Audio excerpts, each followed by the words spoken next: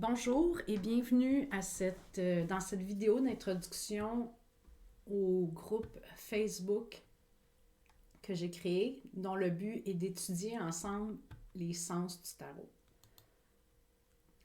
Donc, dans un premier temps, je vais vous présenter mes objectifs, c'est-à-dire quelles sont les raisons qui m'animent dans la création de ce projet, pour ensuite vous introduire le tarot comme outil, c'est-à-dire à quoi ça peut servir d'étudier le tarot. Troisièmement, je vous présenterai brièvement la structure interne du tarot et je terminerai en vous introduisant le groupe d'études et la manière dont j'envisage le fonctionnement de celui-ci. Donc, commençons. Donc, quels sont mes objectifs? Personnellement, tout ce que je voulais, c'est vraiment créer un espace d'échange où je pouvais partager une de mes passions que j'ai développée il y a à peu près une vingtaine d'années lorsque j'ai reçu un jeu de tarot comme cadeau d'anniversaire. À partir de ce moment-là, j'ai commencé à étudier les cartes en autodidacte, principalement à l'aide d'Internet et à travers ma réflexion personnelle. Et ma compréhension des cartes s'est progressivement approfondie avec le temps. Et je trouve que c'est vraiment un outil très riche en possibilités qui mérite vraiment d'être partagé, qui mérite d'être connu. Et donc, mon objectif, comme je disais, c'est de créer un espace d'échange, mais dans le but vraiment de s'amuser et peut-être même de contribuer à éveiller notre intuition, notre petite voix intérieure, afin ultimement de ramener un peu de magie dans nos vies. À quoi peut bien servir le tarot? Je sais que dans la culture populaire, le jeu de tarot est associé à la divination, aux diseuses de bonne aventure. Mais personnellement, je pense que le jeu de tarot, c'est un merveilleux outil pour apprendre à se connaître et à mieux se comprendre. Un peu comme un miroir. Donc, le tarot comme miroir, parce que on va pouvoir projeter nos propres perceptions, que ce soit pensées, émotions, nos comportements, nos désirs, sur les cartes. Et donc, ça nous permet, en les objectivant, c'est-à-dire en les sortant de nous, on peut ainsi prendre un certain recul par rapport à ce que l'on vit, par rapport à ce qu'on cherche à comprendre.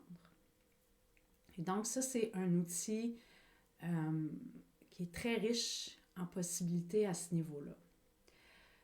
Évidemment, certaines personnes vont me demander, est-ce qu'on peut prédire à l'aide du tarot?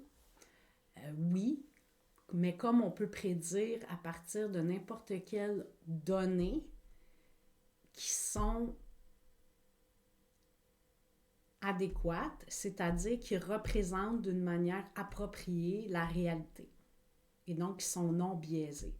Quand je suis en mesure de vraiment lire la réalité pour ce qu'elle est, bien à ce moment-là, je suis en mesure de pouvoir évaluer la trajectoire probable ou l'évolution probable d'une situation donnée.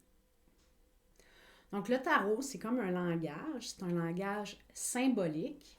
Et le langage symbolique, ça est, selon ma propre compréhension, le langage par excellence pour accéder à ce qu'on appelle l'intuition. L'intuition qui est cette petite voix intérieure qui nous souffle des choses à l'oreille, mais qu'on a parfois beaucoup de difficultés à entendre parce que notre conscience est submergée soit par un surplus d'informations ou soit par des préoccupations qui sont liées avec nos obligations. Lorsqu'on prend un temps avec les cartes de tarot justement pour faire un peu d'introspection. On crée un espace dans lequel on se donne la chance de faire de la place à l'intérieur de soi pour pouvoir ouvrir la porte à cette petite voix intérieure.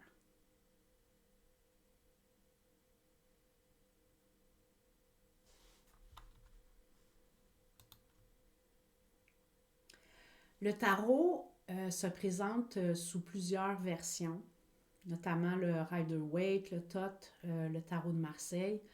Il y a des centaines, sinon des milliers de jeux différents avec des thèmes, que ce soit les dragons, les anges, les licornes, les sirènes, les dieux, les déesses, les vampires, les mangas. Bref, il y en a pour tous les goûts. Dans le cadre de ce groupe-là, moi, je n'ai pas l'intention de me restreindre à un jeu en particulier. Je vais utiliser ce qui me semble approprié pour la carte de la semaine. Et évidemment, je suis ouverte aux suggestions. Si il y a un jeu en particulier que vous aimeriez qu'on explore, ben à ce moment-là, vous avez tout simplement à le suggérer et ça va me faire plaisir de l'incorporer dans notre étude. Le tarot, c'est aussi un langage symbolique qui fait écho à d'autres types de langages symboliques, par exemple la numérologie ou l'astrologie, mais c'est définitivement pas un prérequis pour apprendre le tarot, de connaître ces systèmes symboliques-là. Ce qui est vraiment important, le plus important lorsqu'on étudie ou qu'on utilise les cartes de tarot, c'est vraiment toi, comment tu réagis, qu'est-ce que toi tu vois dans la carte. C'est comment ça résonne avec toi. Je voulais ajouter en terminant un mot sur le tarot versus les oracles, parce qu'il existe d'autres jeux de cartes qu'on appelle en général des oracles. Il doit y en avoir des milliers aussi.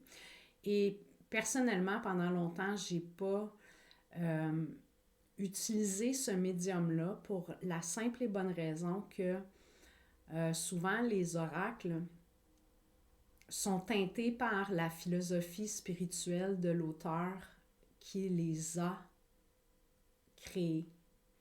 Et moi, je suis quand même assez frileuse par rapport à ces philosophies spirituelles. Je trouve que le tarot offre un cadre symbolique qui est beaucoup plus neutre et qui est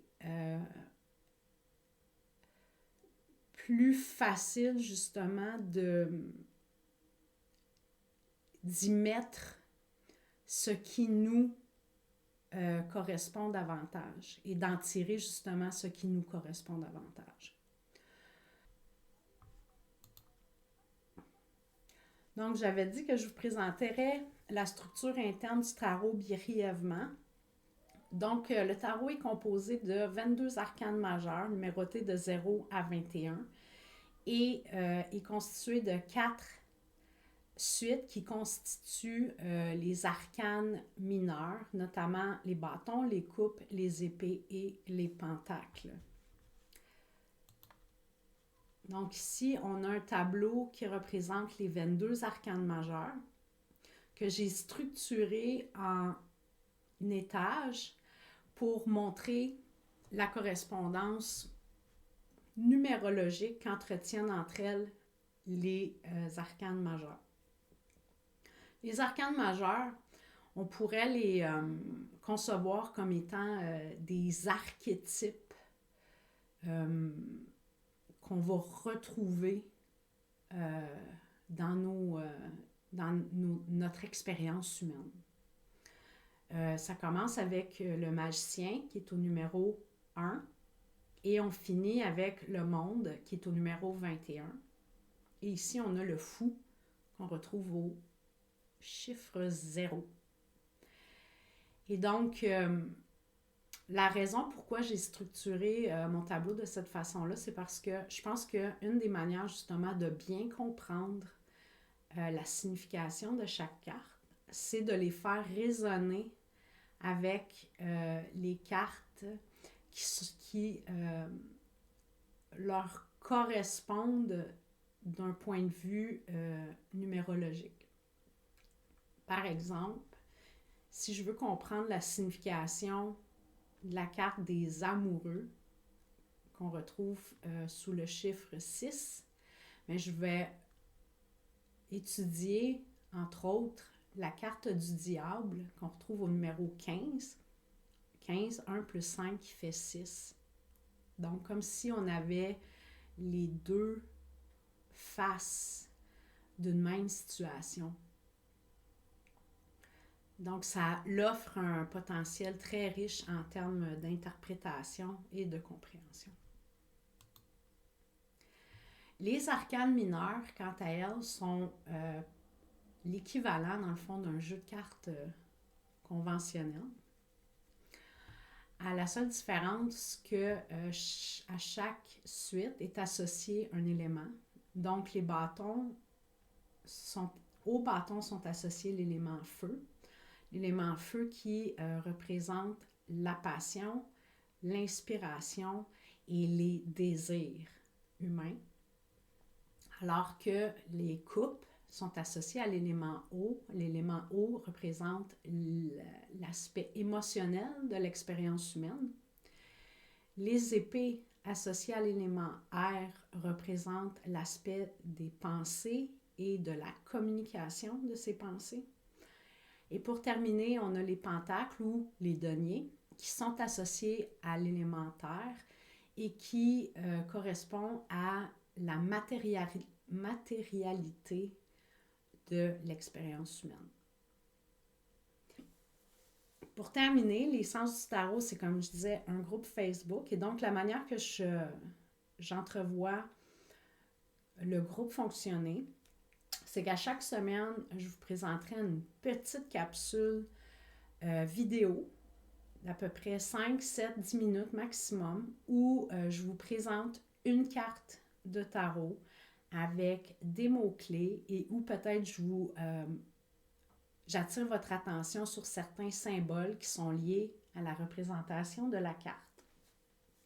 Je ne veux pas aller trop en détail sur la signification de la carte parce que j'aimerais vous inviter justement à faire émerger votre observateur, votre investigateur, votre détective intérieur, afin de voir est-ce que je peux trouver à l'intérieur de moi ou dans mon quotidien ou d'une manière plus large dans la culture populaire des éléments qui résonneraient avec l'énergie de la carte qui est à l'étude cette semaine-là. Pour ensuite partager ces trouvailles-là sur le groupe. Et là, on peut faire preuve de créativité, on peut y aller avec des photos, des dessins, des histoires, des tranches de vie, des chansons qu'on aurait entendues qui nous auraient rappelé certains éléments de la carte, peut-être des films, peu importe. L'important, c'est que on partage le tout dans le respect. Puis là, à partir de ça, on peut échanger puis vraiment approfondir notre compréhension de la carte qui sera à l'étude cette semaine-là. C'est un peu ce que j'envisageais. J'espère que vous trouvez ça intéressant puis que ça vous parle. Évidemment, je suis super ouverte aux suggestions et aux critiques constructives dans la mesure où moi, mon objectif, c'est vraiment que tout le monde puisse avoir du plaisir à travers cette exploration. Et donc, si vous avez des idées ou qui pourraient améliorer la manière de fonctionner ou que vous avez des critiques constructives, bien, n'hésitez surtout pas à les partager. Moi, ça va m'aider à améliorer la qualité de l'expérience, la qualité du partage. J'espère vous revoir bientôt. Je vous remercie de votre attention. Bonne journée. Bye.